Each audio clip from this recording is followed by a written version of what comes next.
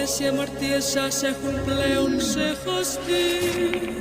Ανεβείτε στην τουαλέτα του κότς και σκουπίστε τις ενοχές από το πρόσωπό σας, αγαπημένε άγγελε. Περίμενε, στάσου, είσαι ασυγχωριστός. Η δουλειά μου εδώ τερματίστηκε. Don't you dare hang up that phone! Θα παραδεχτώ ότι θαυμάζω το αφελές κουράγιο σου.